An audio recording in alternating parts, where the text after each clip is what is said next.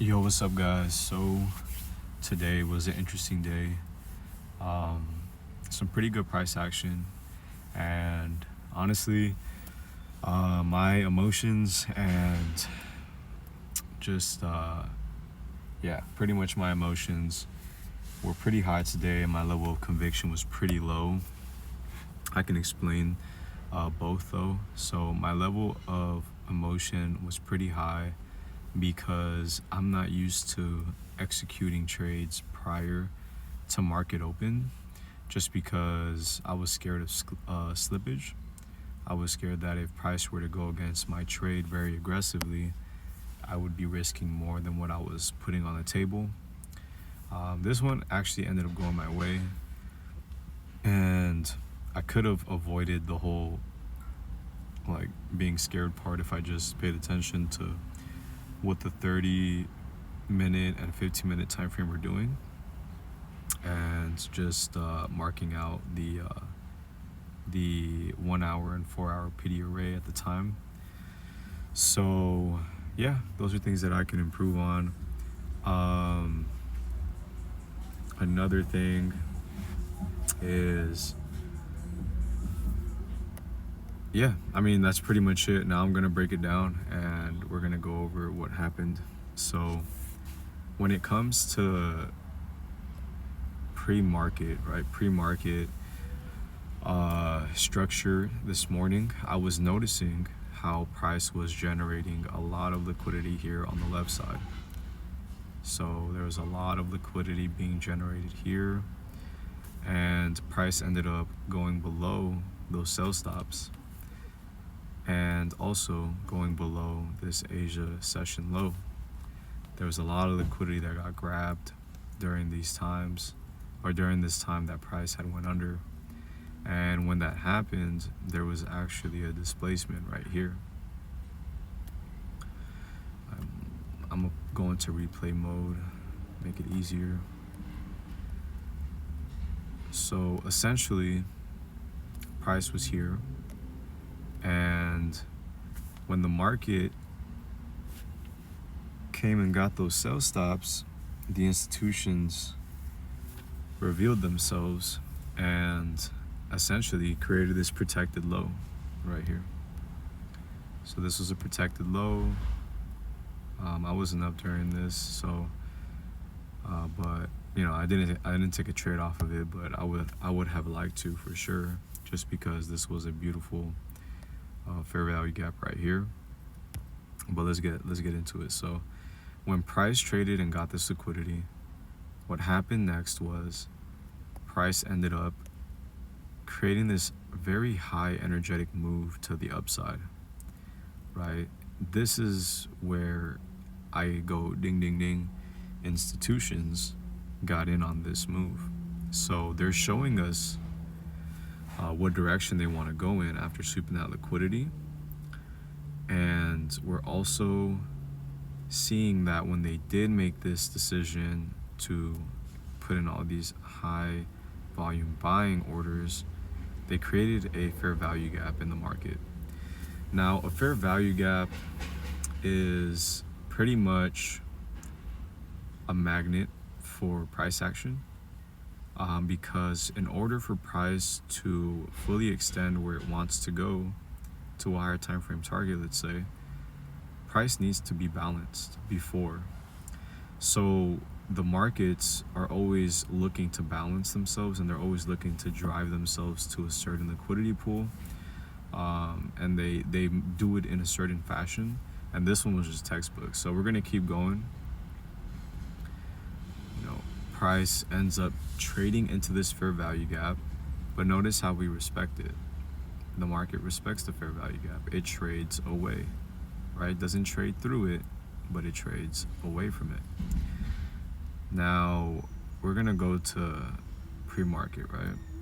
So right here we have this huge wick, which is okay. Like, this isn't telling me price wants to go higher because or lower after sweeping this liquidity and going into this smaller time frame fair value gap, because there wasn't a displacement. There wasn't a strong energetic candle pushing down, which then also created imbalancement.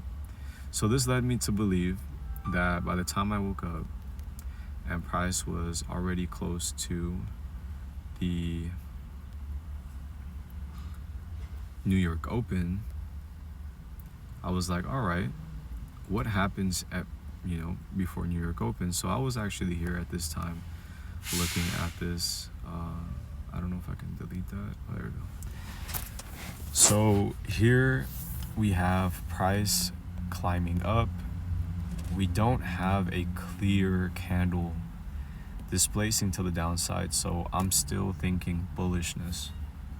And because price made this huge wick, I was like, all right, I have a feeling that we're going to eventually just take out this high, this intermediate high, to then go and reverse, right? This is what's called a Judas swing, is what ICT describes it as.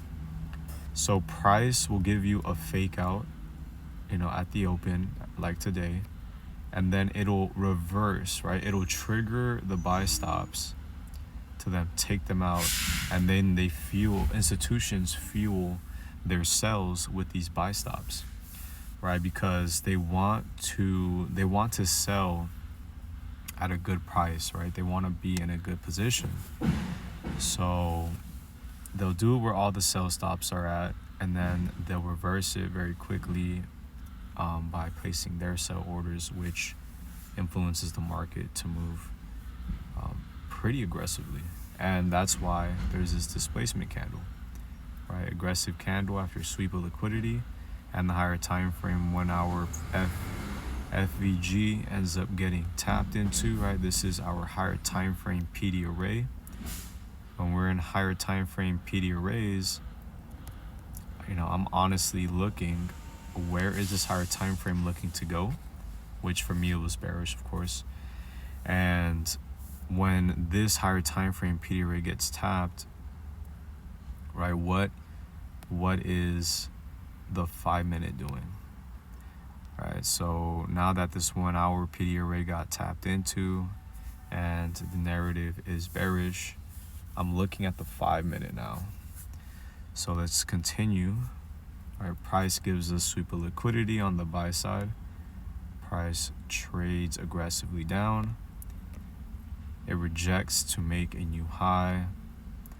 And I was thinking about entering here because I took 2 trades here, lost about $52 because I wasn't used to trading the pre-market New York Stock Exchange Open. But now I'm starting to understand that volume, if the price action and narrative is, if it makes sense, we can take the Judas buy, right? The very quick buy to then look for the actual move, which is down.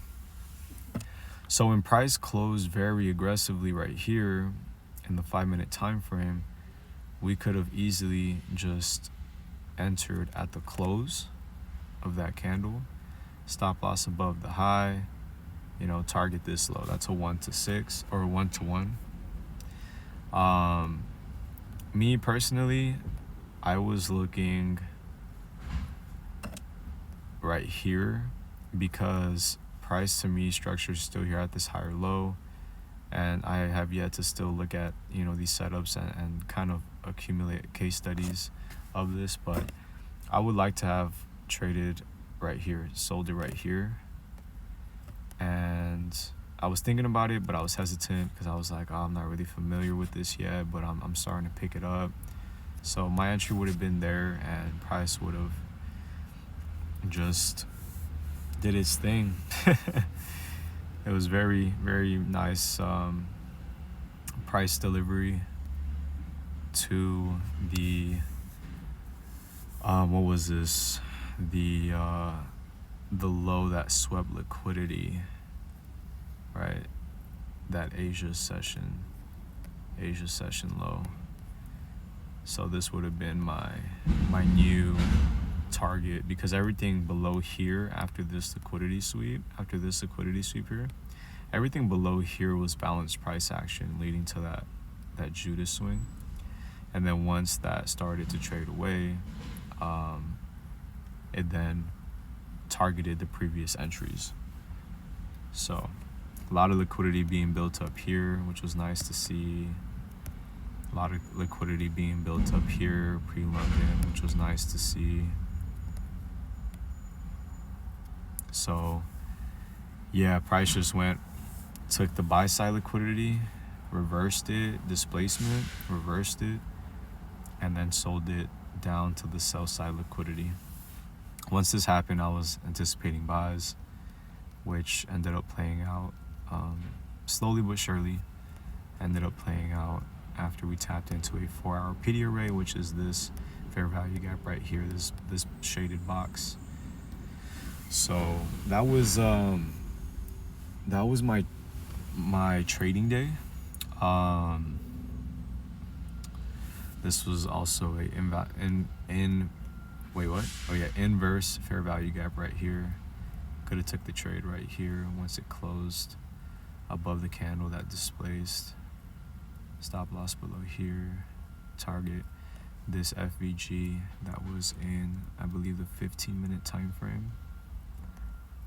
So let's see, is it what? Oh, it's lagging.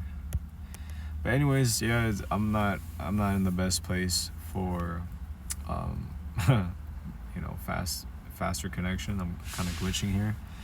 I'm at work right now, but I just wanted to kind of do like a video journal for today's trading day, put it on my YouTube channel, share my experience with you guys, and so hope you guys were able to understand what it was I was explaining, and I hope it served as some type of value to your guys' trading journey. I'll be making more videos. Subscribe for more, like, comment, that way your friends and everyone else can also learn, and yeah, we'll continue to grow together. Peace.